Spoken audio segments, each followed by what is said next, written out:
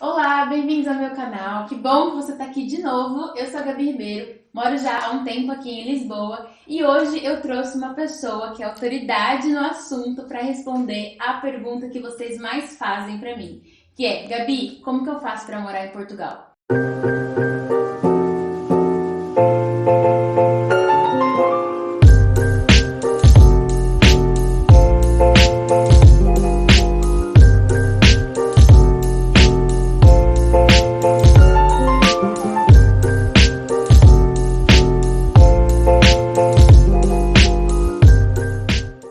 Estou aqui com o Rodrigo, o meu amigo, que é advogado do Explica Direito Portugal, e ele vai contar pra gente quais são os vistos e as possibilidades, então, de morar aqui em Portugal.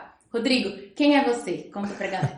Bom, eu sou advogado no Brasil, sou advogado aqui em Portugal também. Advogo aqui em Portugal já há 2 anos com imigração e cidadania portuguesa. Além disso, trabalho também com outras matérias, mas o foco principal do escritório é, de fato, ajudar os brasileiros a virem morar em Portugal com segurança. Então, Rodrigo, muita gente pergunta quais são as formas de morar em Portugal e a gente sabe que não é só fazer a mala, pegar o avião e chegar por aqui. É importante que vocês pesquisem e se preparem para vir aqui, então, de uma forma segura, não é, Rodrigo? Exatamente. O importante, assim, o principal é você se planejar, é você se preparar antes de vir.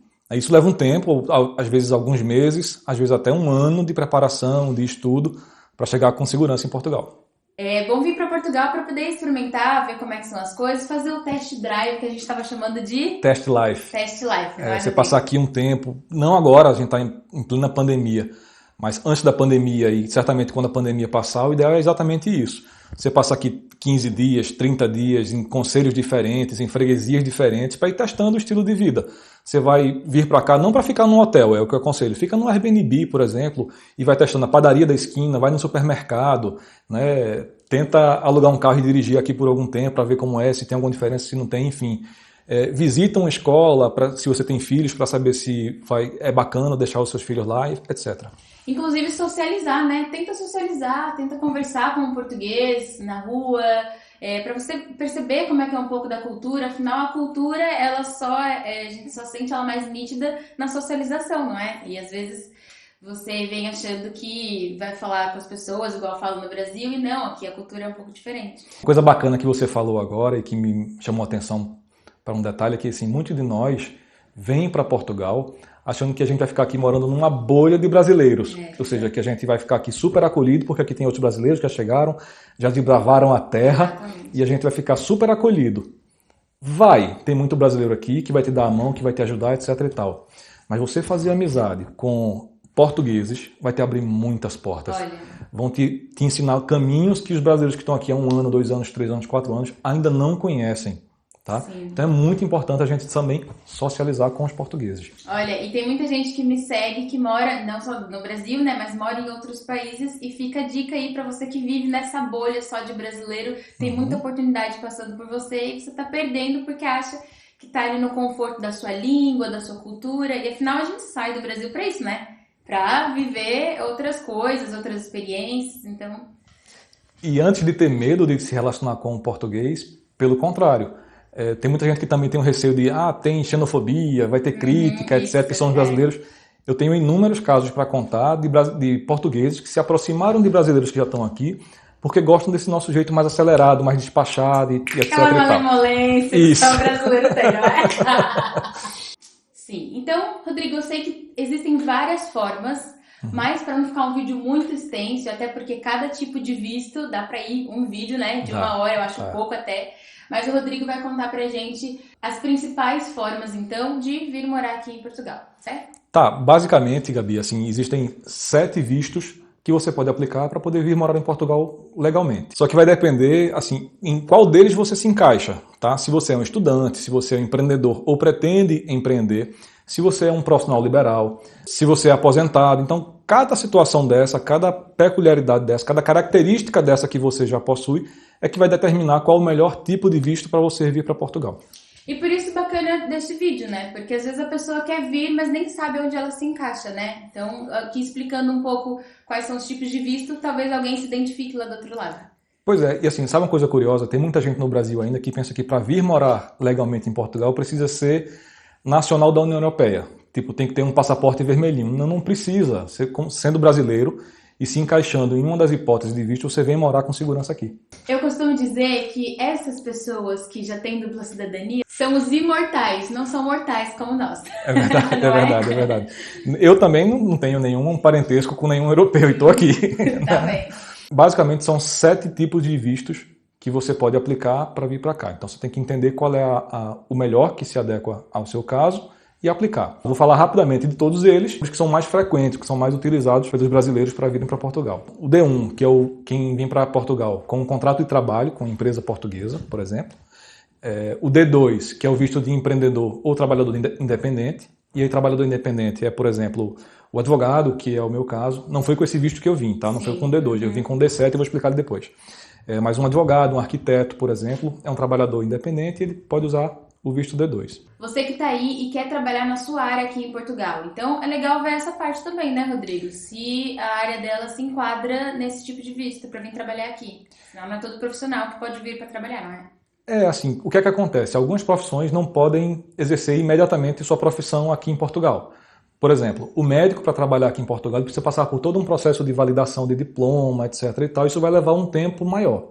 Existem alguns casos, inclusive clientes nossos, que são médicos no Brasil, dentistas no Brasil, por exemplo, e estão aqui com outra função. Estão aqui empreendendo, estão aqui com outro tipo de trabalho. Para você ter uma ideia, nós temos um cliente lá no escritório que ele é dentista no Brasil e aqui ele tem uma marcenaria. Olha, tá vendo? Tá vendo? Essa é a vida de quem mora fora do Brasil, minha gente. Eu tenho sorte que para onde eu vou, aonde come bolo, eu tenho trabalho e estou fazendo o que eu amo. Mas muita gente sai do Brasil achando que vai exercer a mesma função e não, né? Até você se adaptar, tem um tempinho.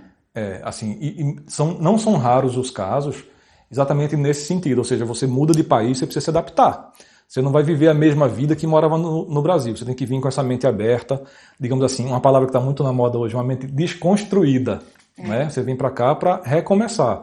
Não vou dizer que começa do zero, mas é bem do comecinho mesmo, porque você vai estar com... O idioma é muito parecido, mas não é igual. Né? As pessoas têm uma forma de tratar diferente. Se a gente for olhar a burocracia do Brasil com a burocracia daqui de Portugal para você começar a trabalhar, para você empreender, tem coisas que são parecidas, que você vai conseguir perceber que há uma certa semelhança, mas tem muita diferença. Então, por exemplo, não adianta você dizer assim, eu tenho uma empresa de chocolate no Brasil e para a semana eu vou para Portugal, vou abrir minha empresa de chocolate e vai dar tudo certo. Tomara que seja, mas é muito provável que isso não vai acontecer. Sou eu aqui para dizer que não.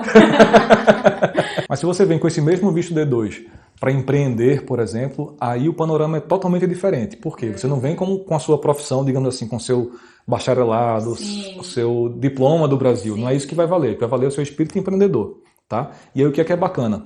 Você ter um bom plano de negócio para apresentar no seu pedido de visto, tá? Evidentemente demonstrando que você tem capacidade financeira e tem experiência na área. Não adianta você, por exemplo, ser dono de uma oficina e querer abrir aqui uma bolearia. Exatamente. Não vai, eles não vão acreditar em você. Então, o provável é que seu visto seja indeferido. Tem muita gente que acha que para vir morar fora basta a grana e não é. Não, pelo contrário, tudo é planejamento, tem que planejar tudo. Bom, o terceiro tipo de visto, que é o visto D3, é para profissionais altamente qualificados. Para quem serve esse visto? Serve para profissionais que são altos diretores de grandes empresas, altos executivos, ou para quem está fazendo, por exemplo, aqui um estudo em doutoramento, por exemplo. É admitido esse tipo de visto. Ou seja, é para os... Desculpa falar assim, doutor. Desculpa falar assim, doutor, mas pelo que eu percebi, é para quem é... Desculpa trabalhar. Então, próximo. A gente não falou desses dois vistos porque eles são parecidos e as pessoas podem até confundir, não é, Rodrigo? Mas tem alguma coisinha diferente entre eles. Os vistos D4 e D5 são para estudantes. O D4 é para estudantes em geral. Então, para quem vem fazer o secundário, para quem vem fazer uma faculdade, uma universidade, a nível de mestrado, doutorado, etc. E o D5 é mais aplicado para quem está no âmbito de mobilidade estudantil, ou seja, está vindo de uma faculdade para outra, mas sempre no âmbito da Europa, no âmbito da União Europeia. Então é para quem vai fazer um mestrado, um doutorado? Sim, se encaixa num desses dois vistos. Isso é muito comum, né? Muita gente vem estudar fora para fazer um mestrado, doutorado. Aqui eu tenho muitos amigos, inclusive aqui em Portugal, que tem esse tipo de visto. É isso. Posso falar só um detalhe? Deve. Aqui foi isso. Um detalhe que precisa chamar a atenção para esse tipo de visto é que, por exemplo, se você vai fazer um mestrado aqui, uma pós-graduação, você precisa ter uma carta de aceite da faculdade da universidade, tá? Não adianta você querer aplicar o visto para ano que vem fazer uma faculdade. Não, você tem que submeter primeiro a faculdade, ela tem que te aceitar, você pega essa carta de aceite e apresenta no teu visto. Inclusive, eu sei que tem faculdades no Brasil que têm acordo, né, aqui em Portugal, para que facilita esse processo, Tem, então, de indicação. tem sim. Tem faculdade que tem convênios com faculdades aqui de Portugal. E tem faculdades e universidades aqui de Portugal que, inclusive, aceitam notas do Enem. Então, se você submeteu ao Enem no Brasil, você pode, em algumas faculdades e universidades, aplicar essa nota aqui e, eventualmente, ser admitido. Olha, A sexta opção é o visto D6. O visto D6, na verdade, é o visto para reagrupamento familiar. Então, aquele que já tem uma autorização de residência aqui em Portugal, ele pode reunir a sua família a ele aqui em Portugal. Então, ele vai no CEF e diz, minha família está lá no Brasil, eu preciso reunir minha família aqui e, portanto, eu estou pedindo um visto para eles. Então você vai trazer sua esposa, seu marido, seus filhos, ainda que sejam maiores, mas ainda esteja a seu cargo, ou seja, você ainda continua bancando eles, enfim. tá, e chega, né? Também, porque né? Não dá pra trazer todo mundo. Inclusive, tem muita gente que confunde isso. Por que quer trazer periquito, papagaio, tia, sogra, primo, distante, não é? E sempre quando tem alguém lá no Brasil que tem um parente morando aqui, já quer saber como que faz pra chegar junto. E não é bem assim, né? Não, assim, para o reagrupamento familiar tem um limite, que é isso que eu te falei. Mãe, pai, se tiverem mais de 65 anos, ou se forem até menores de 65 anos, se tiverem, sei lá, 55 anos, você consegue comprovar que eles estão sob seu encargo, ou seja, estão no seu imposto de renda como seus dependentes. E aí esposa, filho, como eu te disse, filhos até maiores, mas que, por exemplo, filhos com deficiência, filhos que não estão inseridos no mercado de trabalho, você ainda está bancando estudos deles com 23, 24, 25 anos, o CEF ainda admite que sejam reagrupados a você. Boa. Olha, sobre os seus encargos, significa que se você tiver grana para bancar essa galera toda, pode trazer, não é? Pode. Porque tem que ter grana para poder comprovar de que essas pessoas que você está reagrupando estão ali sobre a sua responsabilidade financeira, não é, Rodrigo? Não é tão simples assim. E o que é que acontece? Foi bom até você falar sobre isso, Gabi, porque tem um cálculo, na verdade tem uma regra de proporção para você calcular quanto você vai precisar comprovar que tem para sua família poder vir com você. Então, por exemplo, quando você tirou seu visto e veio para Portugal, você demonstrou que você tem pelo menos, via de regra, tá? Sim. Pelo menos 12 vezes o salário mínimo nacional, que hoje são 665 euros. Então você comprova para você que você tem pelo menos 12 vezes isso. São 12 meses. Para o seu cônjuge, você comprovar mais 50% desse valor. Ou seja, metade de 665 vezes 12 meses. Para cada filho menor ou a seu encargo, também mais 30% para cada um. Então imagine, você quando tirou seu visto e agora já tem sua autorização de residência, vai agora pedir o reagrupamento familiar da sua família. Então lá atrás, quando você pediu seu visto e agora tem a sua autorização de residência e está tentando trazer a sua família para cá, para Portugal, você comprovou que tinha 12 vezes o salário mínimo português. Sim. Que lá no passado era um valor, esse ano já subiu para 665 e agora a gente está rico. Não é bem assim.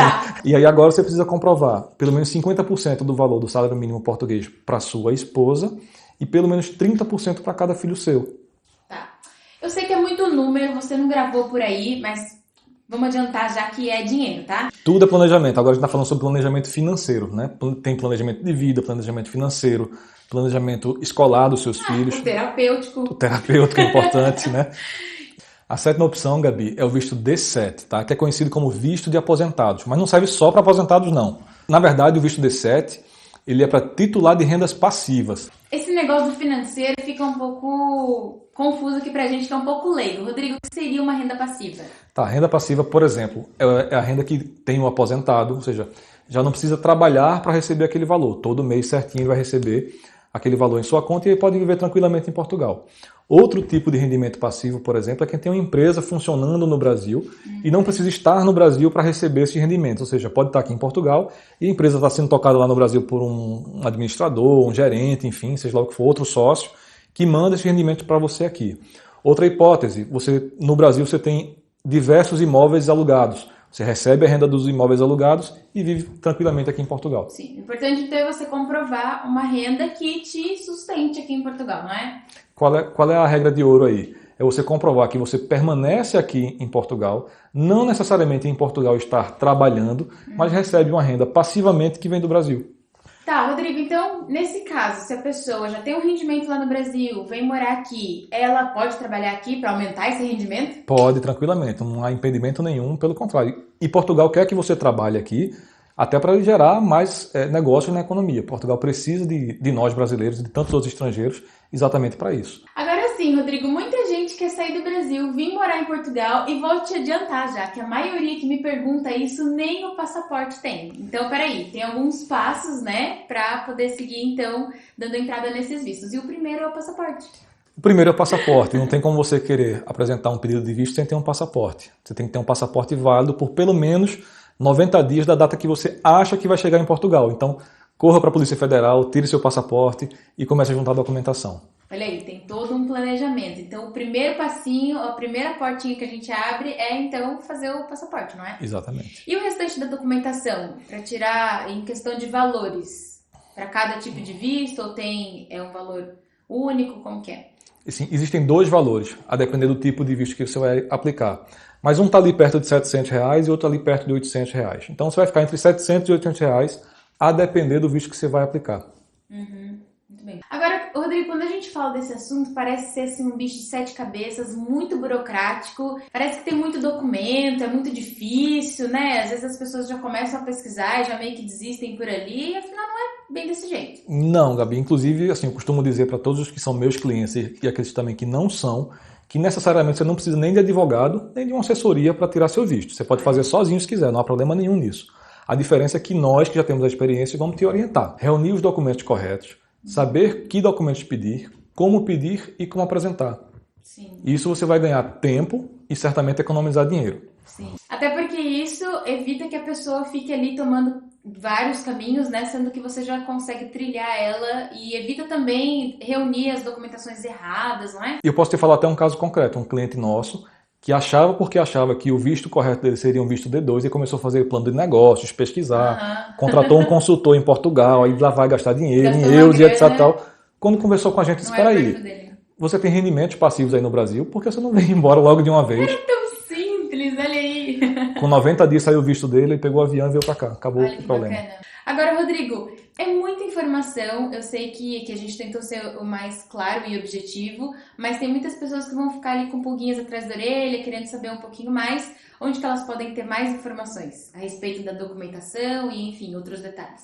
Tá, eu recomendo que a pessoa sempre visite os sites oficiais do governo de Portugal e também o site da empresa VFS Global, que é a empresa contratada pelo governo de Portugal para tratar dos vistos. Então lá tem toda a informação, passo a passo. Como eu disse, a pessoa pode fazer sozinha se quiser, tá lá todas as informações, é possível fazer. Agora, se você tiver a oportunidade de contratar um profissional que já é experiente, que vai te encurtar o caminho, aí é melhor. O nosso amigo aqui, né? Então conta, Rodrigo, como é que você atua nessa área e como que as pessoas podem te encontrar para poder construir essa rota aí e montar esse planejamento. Eu tenho um perfil no Instagram que é o Explica Direito Portugal, você vai encontrar com @explica_direito_Portugal e aí você bate um papo comigo lá, eu te esclareço as dúvidas que você tiver sem problema nenhum. Sim, o Rodrigo faz posts bem dinâmicos e fala sobre diversos assuntos, é bem bacana de acompanhar. Inclusive o site que o Rodrigo falou que do VS, o quê? VFS Global. Ok. Vou deixar aqui embaixo para quem tiver interesse e quiser pesquisar. Então, é isso, né, Rodrigo? Acho que a gente tentou ser aqui o mais breve. Vou deixar aqui todos os links e todos os canais de contato do Rodrigo. WhatsApp, e-mail, Instagram, não é, Rodrigo? Então, quem tiver interesse, entre em contato com o Rodrigo, que ele vai ter o maior prazer em ajudar, não é, Rodrigo? Vou sim. Pode falar lá, tirar todas as suas dúvidas e vou estar à disposição de todos vocês. É isso. Rodrigo, eu agradeço imenso você ter participado desse vídeo. Pra mim Obrigado, foi, Gabi. se pra mim foi muito esclarecedor, imagina quem tá lá do outro lado e que fica assim com a cabeça borbulhando. Como é que eu vou pra Portugal? Ficou bem claro agora com algumas opções, não é? Se você achou útil as informações que a gente deixou aqui nesse vídeo, deixa o seu like no vídeo. Se inscreve no canal se você ainda não é inscrito e ativa o sininho para toda vez que eu postar um vídeo aqui já vai aparecer a notificação para você. Não esquece de seguir então o Rodrigo, @explica_direito_Portugal. Isso. Obrigado, Gabi. Obrigada. Então é isso. Eu fico por aqui, o Rodrigo também. Até o próximo vídeo. Eu espero te ver sempre por aqui. Beijo!